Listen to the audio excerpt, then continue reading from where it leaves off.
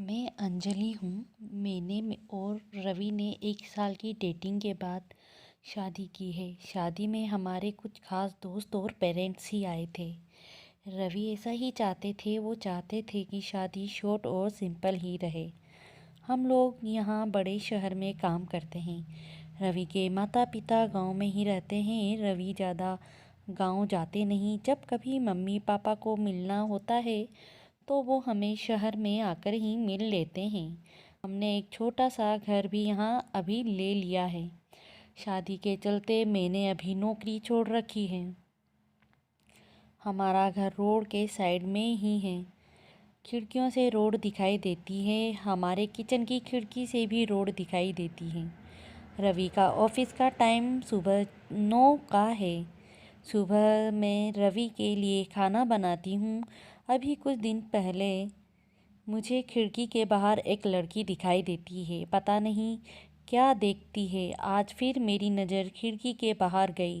Road के दूसरी तरफ वही लड़की ज़्यादा उम्र की नहीं थी, 26 की होगी। हमारे घर की तरफ आज फिर से देख रही थी।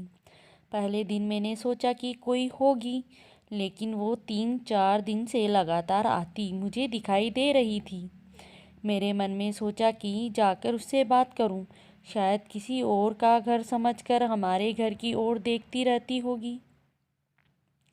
सुबह रवि सोए थे, वो फिर वही दूर खड़ी दिखाई दी। इस बार मैं बाहर गई। उसने आते मुझे अपनी ओर देखा और घबरा गई। मैंने उससे पूछा, क्यों, आपको क्या परेशानी है? आप किसे ढूंढ रही हैं? वो घबरा हुई बोली, रवि यही रहता है। मैंने बोला, हाँ, आप कैसे जानती हो? वो इतना सुनकर घबरा कर चली गई। मैंने पीछे से उसे आवाज़ दी पर उसने सुना नहीं। अपने घर में वापस आ गई। मेरे आने पर रवि उठ गए थे। पूछा, कहाँ गई थी? मैंने बोला, पता नहीं, एक लड़की है, वो हमारे घर की तरफ देखती रहती है। मैंने जब जाकर उससे पूछा तो तुम्हारा नाम भी जानती है। तुम किसी गोरी सी सुंदर लड़की को जानते हैं? रवि यह सुनकर भड़क गए। बोले, पागल हो क्या? कोई भी बोलेगा और तुम मान लोगी क्या? लेकिन यह सुनने के बाद रवि के चेहरे का रंग जरूर उड़ गया था। मेरे भी दिमाग में कुछ चलने लगा। रवि जब शाम को आए तब मैंने इस विषय में कोई बात नहीं की। अगले दिन मैं सुबह उठी तो रवि पहले से उठ गए थे।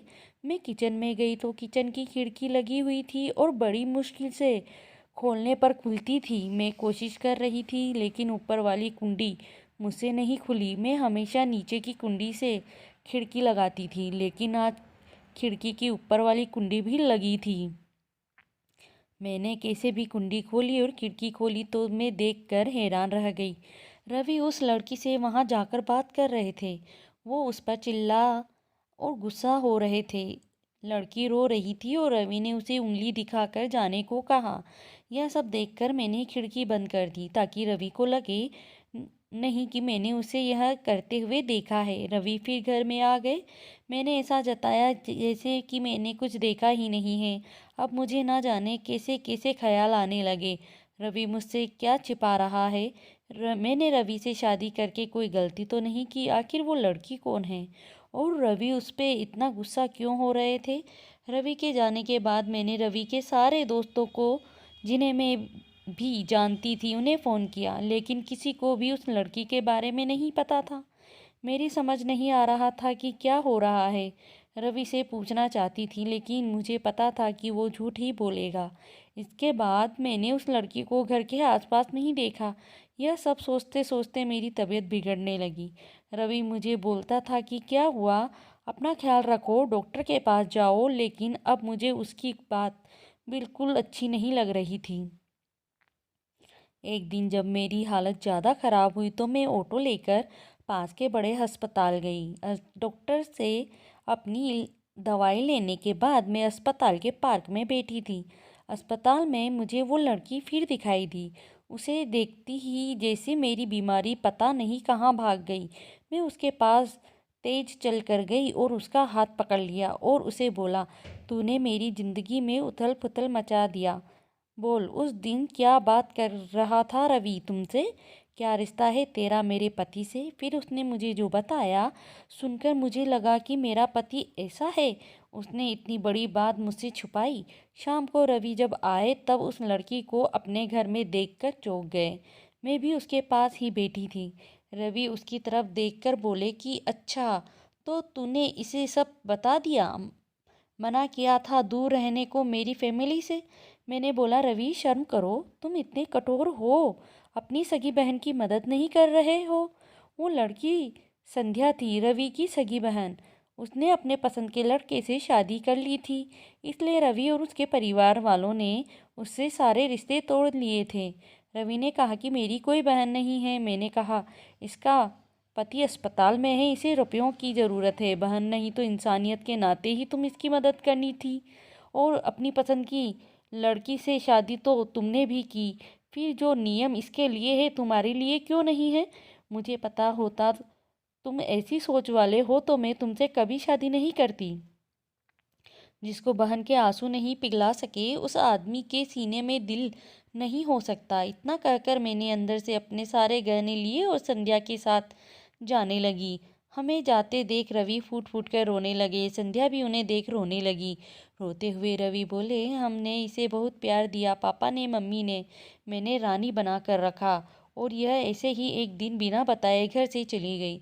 हमारा प्यार तूने नहीं देखा, इसके लिए मैं रात भर रोया कि कहाँ गई होगी मेरी बहन। तब इसे भाई और पापा की याद नहीं आई? अरे मुझे से कहती तो मुझे क्या करना है, ऐसी ही चली गई थी ना, अब क्यों आई है? बहन भी बोली, भैया मुझे लगा आप लोग नहीं मानोगे। उन दोनों भाई बहन को रोते देख मेरी आंख भी भर आई, पर आंसू के साथ जैसे सारे गिले शिकवे खत्म हो गए। वो खुद अस्पताल गए, संध्या के साथ मम्मी पापा को भी बुलाया। दोनों ने बेटी को बड़े प्यार से गले लगा लिया। अब अस्पताल में संध्या के पति की हालत बहुत अच्छी है। डॉक्टर ने कहा है कि जल्द डिस्चार्ज हो जाएंगी। रवि की आंखों में मुझे एक अलग सुकून अब देखने मिल रहा है। रवि ने संध्या को कहा है, अब कुछ करोगी तो माफ़ नहीं करूँगा। हमेशा मेरी प्यारी बहन बन के रहना। जो भी हो मुझे बताना। ज़िंदगी बहुत छोटी है। आपके अहंकार में इतना सुकून नहीं है जितना कि माफ़ कर देने में है। एक बार करके देखिए, ज़िंदगी बदल जाएगी।